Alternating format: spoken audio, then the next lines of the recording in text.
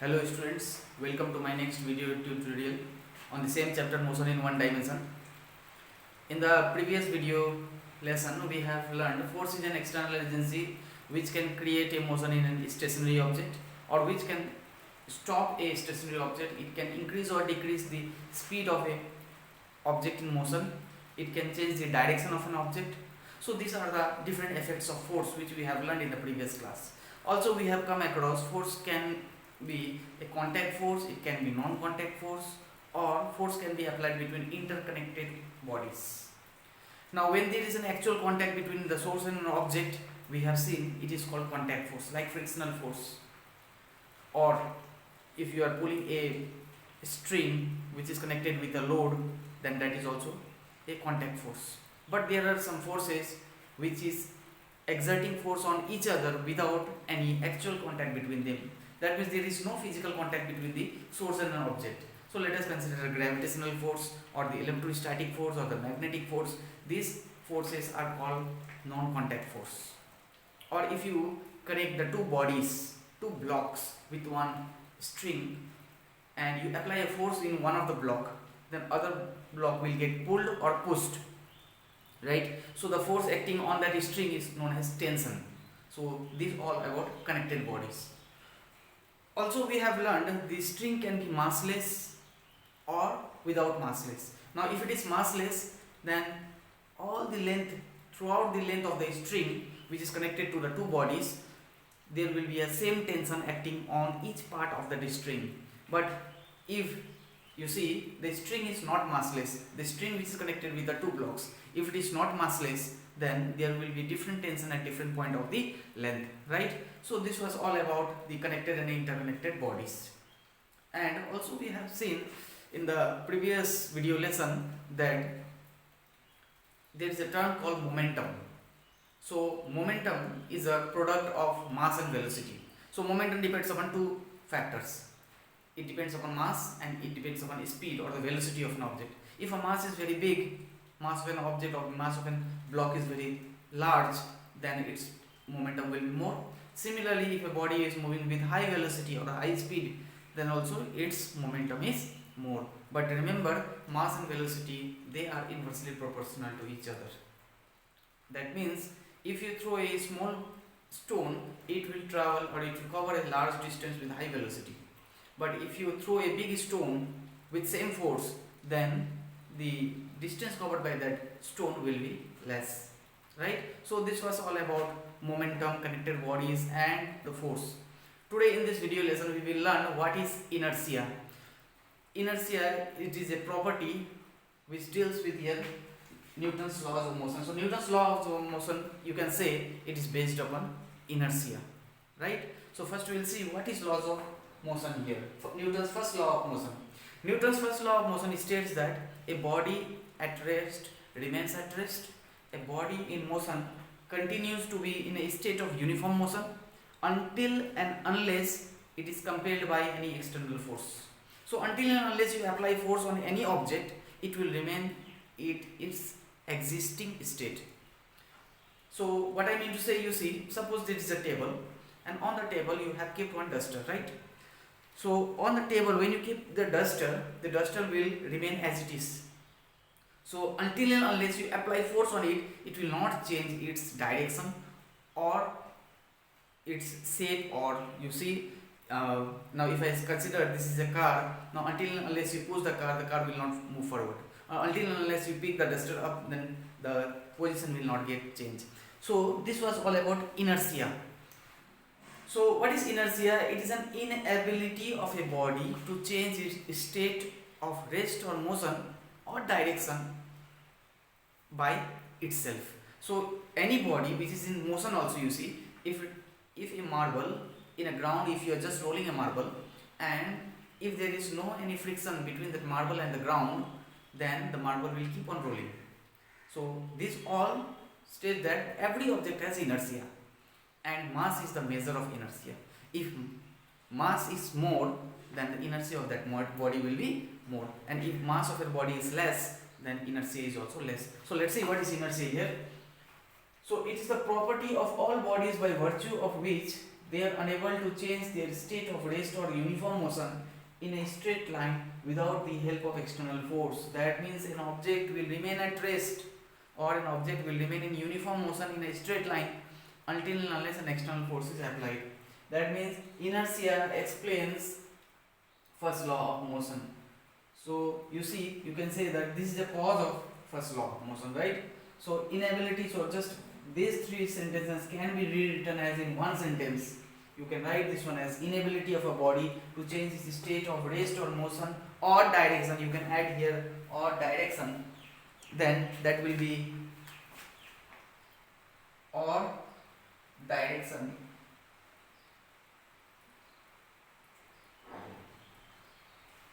by itself is known as inertia.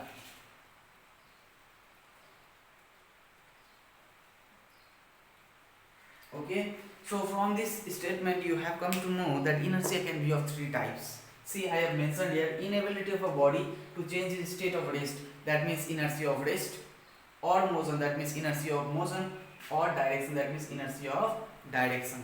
So one by one we will come to this point with an example, right? In the screen you can see there is one tumbler, and tumbler is covered with one cardboard, and on the top of the cardboard you see I have placed one coin here. Now when you flicker the cardboard, that means when you remove the cardboard at once, the coin will fall straight in downward direction. That means the coin will be falling down and the cardboard will be thrown in some other place. So this experiment shows that the coin is in a state of rest, so it continued in the state of rest without moving with the cardboard. Okay, so that means motion, the force which is being applied in the cardboard is not being transferred to the coin, and it could not change the direction of the coin. The coin still fell downward. This is an example of inertia of rest. So apart from this example, we have other examples also which is based upon inertia of rest. Like for example, a person is sitting inside a bus, and as soon as the bus starts moving in the forward direction, he experiences a backward pull. That means this shows that when the vehicle starts moving in the forward direction, the lower portion of the passenger is in contact with the bus, that is in the seat. So when the bus starts moving in the forward direction, the lower portion tends to move in the forward direction, but it's the upper half portion which was still in the state of rest gets pulled in the backward direction.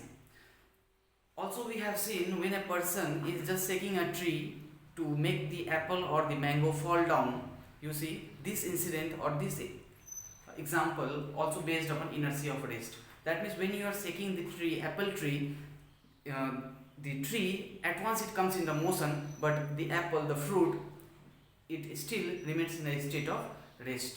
So due to this inertia of rest, we see many examples in our day-to-day life. Okay, so next we have inertia of motion. See, just now I gave one example. The passenger is sitting inside the bus and the bus starts moving suddenly.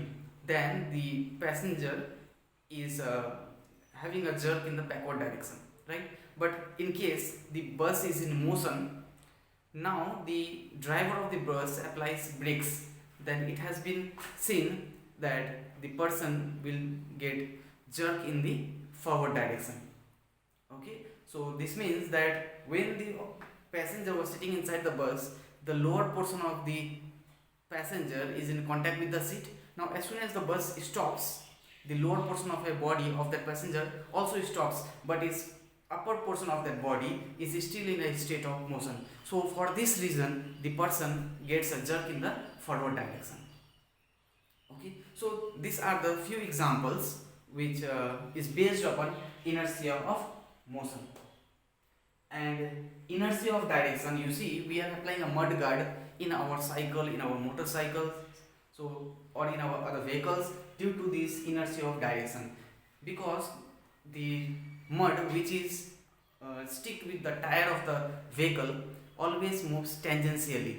So a mudguard is being placed either front or the back of the rear wheel of the car or bicycle. And we have inertia of direction also. You see, like in a grinding stone, the person who tempers the knives, okay, they use a stone which is connected with a belt, and they rotate the belt, the stone also gets rotated. In that case, the spark also comes out tangentially. So this is also one of the reason that inertia of direction plays a vital role, right? Now suppose in a raining, one more example let me give here.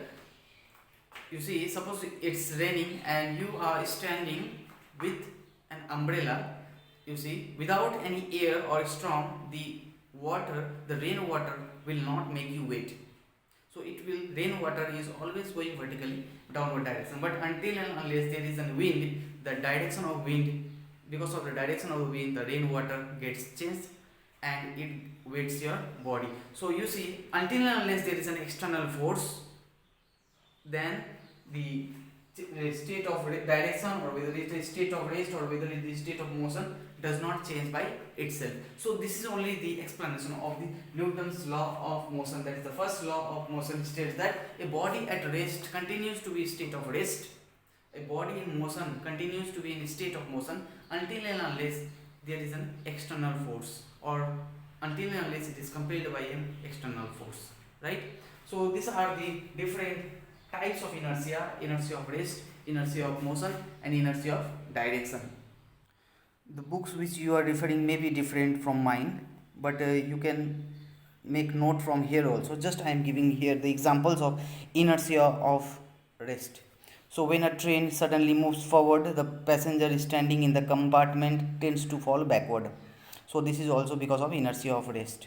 When a hanging carpet is beaten with a stick, the dust particles start coming out of it. So these are the reason why this takes place, right? So next we have, on shaking or giving jerk to the branches of a tree, the fruits fall down. So that means when you are shaking the tree of a fruit, that means the fruit is falling down because of inertia of rest. On striking a coin at the bottom of a pile of carom coins with a striker, this coins only moves away while the rest of the pile remains at the original position. So most of us has played the carom. You see, we make the pile of the you see the coins, and when you hit the lowermost coin, the uppermost coin remains as it is, and the lowermost coin gets moves away. So this example just now I have explained now that if you place a coin and if you flicker the cardboard, the coin will be falling down vertically. Let's see some examples of inertia of motion. A cyclist riding along a level road does not come to rest immediately after he stops the paddling. That means if a person is moving in an inclined plane, then you see, after applying the brake also, the cyclist cannot control the cycle at once. The cycle moves a some distance ahead because it is still in a state of motion, and it takes time to get stopped. After some distance only it gets stopped. When a passenger jumps out of a moving train, he falls down. You see, always it is being said that if you are running or if you are jumping out of the vehicle, always you are advised to jump in the forward direction, not in the backward direction. If you jump in the forward direction, then your body motion and the vehicle motion will be in same, then you will not get hurt, you will not fall back. But if you jump in the backward direction, then your direction and the vehicle direction will be opposite, and you will fall very hard. A ball thrown vertically upwards by a person in a moving train comes back to his hand. Suppose you are throwing a ball and you are inside a vehicle and the ball is going up, and it is being seen that always the ball comes back to your hand because both the objects are in motion. You are also in motion, your ball is also in motion, right?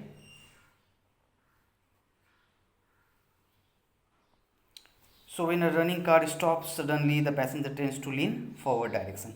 So when a car is in motion, you lean forward direction, that is inertia of motion. And when the car is in rest and it starts moving suddenly, then you lean in the backward direction, that is inertia of rest. So one more example, an athlete often runs before taking a long jump. So to match the state of motion, and to cover more distance, so he jumps and he takes a long run before jumping. So next we have Newton's second law of motion. So you see, when an object is moving with some velocity, we say that it is moving with initial velocity u. Now after some time, the velocity of that object is the final velocity. And if I say what is the linear momentum of that body, or linear moment of initial momentum of that body, then that is mu, because m is the mass of that object and u is the initial velocity. And what is the final momentum of object? That is mv. M is the mass of the object and v is the final velocity. Okay, so here you see initial momentum of an object is mu and final momentum of an object is mv. And if I say what is the change in momentum, that means del p, that means change in p. P is the momentum, right? So mv minus mu. So this is the change in momentum. Now if you divide both the side with t, that is time, then this will become rate of change of momentum. So mv minus mu by t. Now if you take m common, v minus u by t, this is again a, that is acceleration. We have learned in the last class that is v equals to u plus at, or a can be written as v minus u by t. So t will be, so u will be shifted out here and t will get cross multiplied. So in place of a, we can, in place of v minus u by t, we can substitute a. So del p by t equals to ma, whereas ma is force, so force equals to ma. So from these two equations we can rewrite as del p by t equals to f, that is force equals to change in momentum by time, or del p can be written as f into t, right? So this is the second law of motion. So from here what we have come to know, that rate of change of momentum is directly proportional to the external force. This is called Newton's second law of motion. I repeat, Newton's second law of motion states that the rate of change of momentum of a body is directly proportional to the impressed force and it takes place in the direction of force.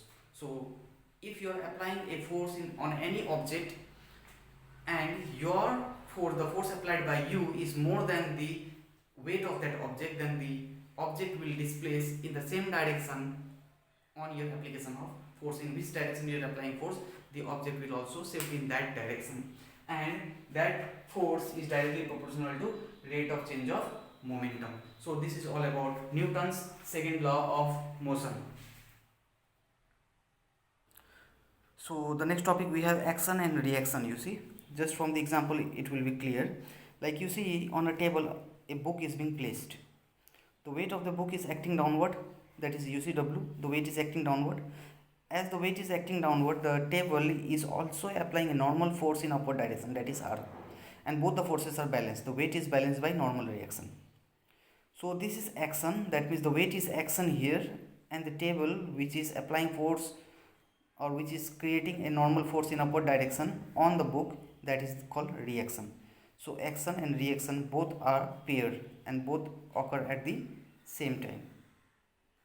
One thing you note here, you see the two forces involved in any interaction between the two bodies are called action and reaction. That means this is action now and this is reaction, but this does not imply any difference in their nature, or that one force is cause and the other is the effect. Means you cannot define like this, so this is the cause and this is the effect. Because of the weight there is a reaction force, you cannot define in that way.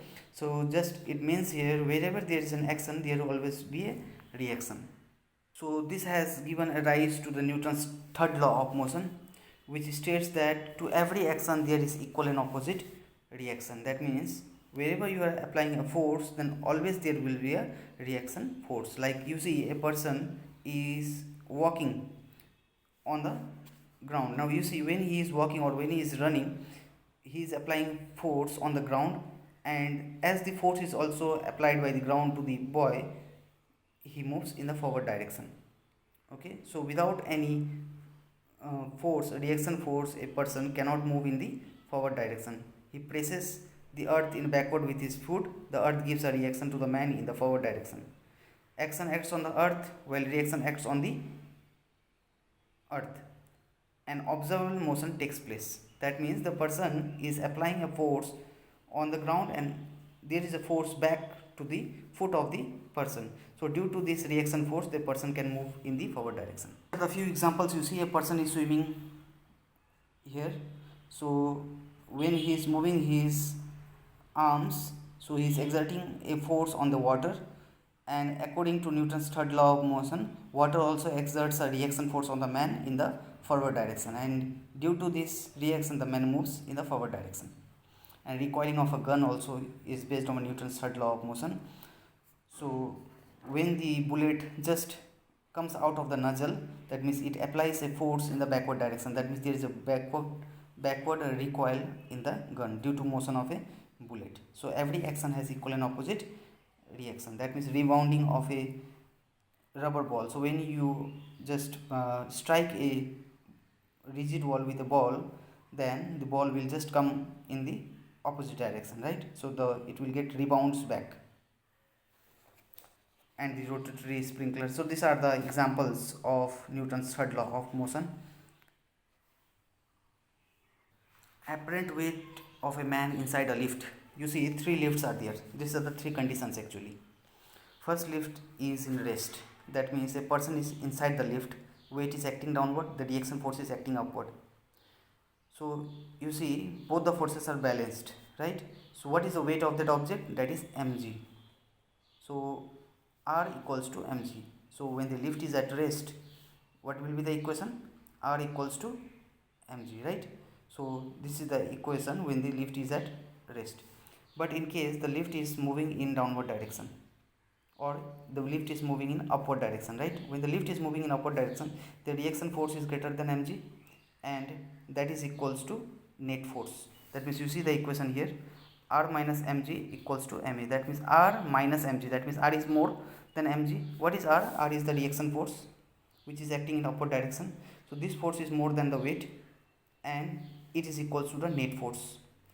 So m minus mg, when it comes in the right hand side, it will become plus mg. Now if you take m common, you will get R equals to mg plus a. So this is the equation when the lift is moving up. I repeat, when the lift is at rest, R equals to mg. When the lift is moving up, what will be the reaction force? R equals to mg plus a. But similarly, now you think if this lift is moving downward direction. So if this is moving in a downward direction, definitely mg is greater than R. So when mg is greater than R, this is equals to the net force. You see this equation, mg minus R equals to ma. Now when you take the R to the other side, minus R will become positive R, and plus ma will become minus ma. Again, if you take m common, you will get mg minus a. So we have got 3 equations from the 3 conditions. When the lift is at rest, R equals to mg. When the lift is moving upward direction, R mg plus a. When the lift is moving downward, then R mg minus a. Now there is one condition. Suppose the lift is moving downward direction and the cable of the lift is broken. Then what will be the reaction force? In that case, when the lift is falling downward freely, the acceleration of the lift will become 0. That means that will be equals to acceleration due to gravity, right? Because the lift is falling down due to breakage of that rope, it falls with the acceleration due to gravity. That means in place of a, if I place a g, that means g minus g, 0, 0 into m, 0. That means reaction force will be 0, right? So reaction force will be 0. There will be a person inside the lift will feel himself weightless if it is falling freely due to the action of Earth's gravitational pull. This was the condition which I was talking about, lift falling freely under the gravity, that means acceleration becomes g.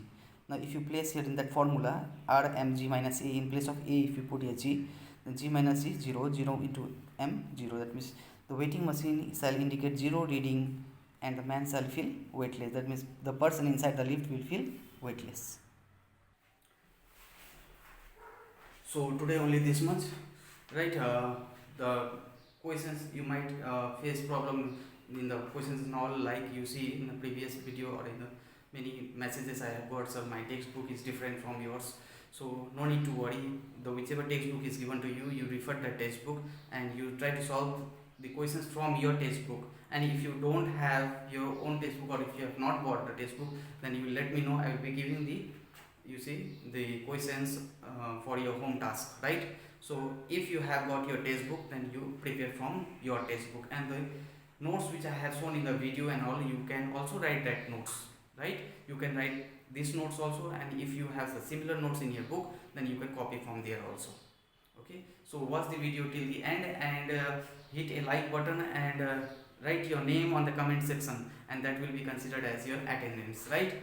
So just be prepared for your next online test, which I will be conducting very soon. So best of luck. Okay, thank you.